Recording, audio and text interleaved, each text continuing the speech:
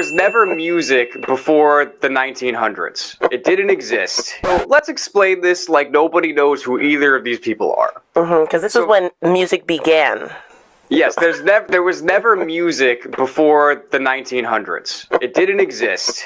Anyone that says that it's true, they're playing mind games with you, okay? It's propaganda. Don't listen to them. But Frank Sinatra basically was the biggest singer of the 1940s, right? Nobody was as famous as Sinatra. Nobody was more successful than him. He was doing music. He was doing movies. He was an absolute superstar. And his musical style, you know, to us, it seems very old school now. It was more like jazz influenced, like his way of singing and his phrasing was very jazzy. So he's top of the game, right? This is in the 40s. Once you get to the late 50s, this whole rock and roll thing is happening. And the most famous, most successful person in that movement was a man named Elvis Presley. Right. If you've ever heard of him. And Frank Sinatra was not a fan.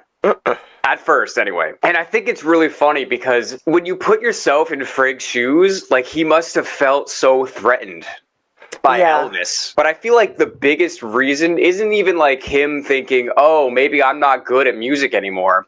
But it's like these two styles of music are so different that if you get to a point where you're singing these jazz songs and then all of a sudden rock and roll is becoming huge, you would think to yourself, oh man, maybe I don't know what's cool anymore.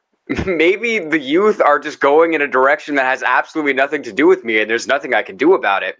Yeah. And maybe you kind of want to lash out at this person who may be getting a lot of fame and a lot of success. Maybe you're a little jealous of this person. Yeah. Because he's at the level of fame that you once were. Why do you think that would have been one of the main reasons for that? Yeah, I definitely think it's that. It has a lot to do with insecurity. You know, artists are very sensitive people, and it has to do with youth culture.